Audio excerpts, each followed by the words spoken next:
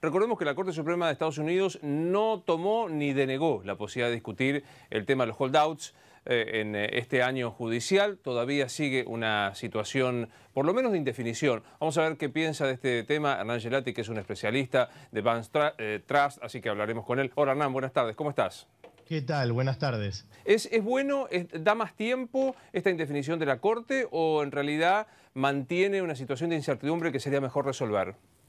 Bueno, te cuento. El lunes comienza formalmente las sesiones de la Corte Suprema de los Estados Unidos y hasta tanto no se emita la lista final de los casos que la Corte Suprema tratará en esta temporada, que es en el próximo trimestre, va a permanecer la incertidumbre sobre el caso argentino, que básicamente apeló a la Corte Suprema el fallo negativo de la Corte de Apelaciones, que todos recordamos que ratificó el fallo de Griesa, en donde decía que Argentina tiene que pagar el 100% a un grupo de holdouts.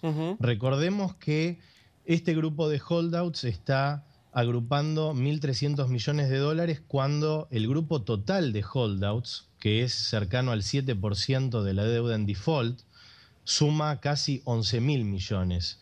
Entonces, lo que me parece importante remarcar acá es que, número uno, la Corte Suprema podría no mencionar el caso argentino el lunes. Esto tampoco es definitivo, porque, como mencionaba antes, esto se da por trimestres y la Corte Suprema podría escuchar el caso argentino en el futuro.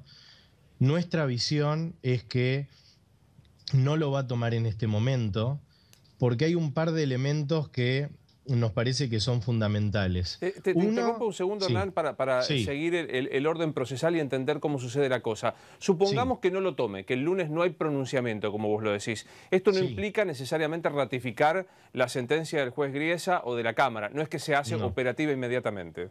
No, absolutamente no. De hecho, lo que nosotros creemos es que Argentina tiene muchas instancias, aparte de esta instancia en donde le está pidiendo a la Corte Suprema que escuche el caso, para continuar dilatando el caso, y es especialmente importante este punto, y de hecho justifica en una gran medida la buena performance que tuvieron los bonos argentinos, básicamente porque ganar tiempo para la Argentina en este caso implica que el gobierno continúa con el pago de la deuda. Y te voy a dar un ejemplo sencillo que creo que ilustra bien este punto. El bono discount, con ley Nueva York, naturalmente, tiene un valor cercano a $60 y tiene un cupón anual cercano al 6%. Estoy hablando para poner números redondos y que se entienda bien. Cada año que Argentina gana, en este caso contra los holdouts, significa que los tenedores de bonos reestructurados, como el discount, están recibiendo $6. O sea que se paga semestralmente, pero que al final del periodo reciben $6. Esto es el 10% del valor del bono. O sea que ganar tiempo no es una cuestión de que Argentina, digamos, podría tener la capacidad de negociar en privado con los holdouts y evadir, o no evadir, pero eliminar la famosa cláusula Rufo,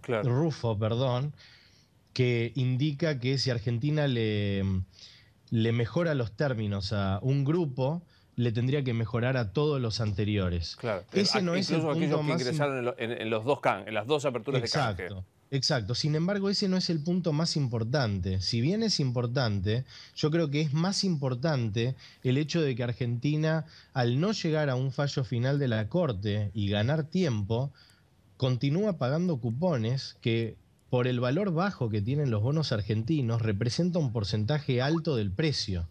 Entonces, en ese sentido, creo que hay un sentimiento positivo con respecto a los activos argentinos que explican la buena performance de los últimos meses. Es decir, que vos no ves un desenlace inmediato, o sea, una cosa como casi se presentó en algunos analistas perentoria, que estamos en una situación de blanco-negro o de día D. Esto puede, con la consecuencia que vos mencionabas recién, ¿no?, de cómo implica el día a día que vaya pasando, pero no aparece como una situación inminente o de desenlace crítico. Yo creo que no es inminente, creo que Argentina tiene más instancias y hay un punto adicional que apoya esta hipótesis, que es que existe la medida de no innovar en este momento, que es el famoso stay, que continúa sobre el fallo de la Corte de Apelaciones, que ratificó el fallo de Griesa, pero que mantuvo el stay. Esta orden de no innovar significa que no entra en efecto el fallo. Claro. Y lo que es llamativo es que esta orden de no innovar se mantuvo incluso cuando la presidenta mencionó el canje hacia la legislación local. En el momento que escuchamos el fallo negativo de la Corte de Apelaciones, salió la idea de parte de la presidenta de lanzar un canje para cambiar títulos con legislación Nueva York hacia títulos legislación argentina. Claro. Eso es eso es un llamado explícito a evadir lo que podría ser un fallo negativo de la Corte. Y, digamos, nosotros sabemos que la Corte prohíbe los cambios en los términos de los bonos que están bajo, Claro. bajo el juicio. Entonces, sí, No, solamente para terminar sí, la claro. idea, el hecho de que el stay se haya mantenido, incluso cuando hubo una voluntad explícita de Argentina de evitar el fallo, de evadirlo, es algo que marca una fuerza importante en la medida de no innovar. Por eso también creo que la medida final, la decisión final de la Corte no será inminente. Mi última pregunta y tiene que ver con algo más político que económico. Tanto la presidenta argentina en el Grupo de los 20 como en su última participación en Naciones Unidas casi que apeló implícitamente a algún pronunciamiento de Barack Obama o del resto de los grupos de las economías centrales. No se ha producido y me gustaría tu opinión, para algunos era casi obvio que no hubiese una manifestación de esta manera explícita. ¿Compartís esto? Bueno, una opinión explícita del gobierno de los Estados Unidos hacia este caso sería algo muy, muy positivo para que la Corte Suprema acepte el caso. Claro. Esto es muy importante. No es conocido el motivo por el cual el gobierno de Estados Unidos no emitió este comunicado, que es el llamado amicus, que sería un pedido a la Corte de que trate el caso argentino, y ahí sí creo que cambiaría mucho la probabilidad de que la Corte Suprema tome el caso. Claro. Pueden ser muchos motivos por los cuales Estados Unidos no hizo esto u otros gobiernos no lo hicieron. Es de mi entendimiento que la Argentina sí está intentando que Estados Unidos emita este comunicado, y en el caso de que la Corte Suprema llegue a tomar el caso, que yo creo que en este momento la probabilidad es baja, pero si lo llega a tomar, ahí me parece que hay aumenta mucho la probabilidad favorable hacia la Argentina en este caso, básicamente porque la Corte Suprema no tiene interés en fallar de forma contractual. Claro. Con respecto a lo que sucedió en el default. Básicamente la forma contractual es la forma que falló Griesa y la Corte de Apelaciones, que miran el contrato de los bonos emitidos en los 90 que fueron defaulteados.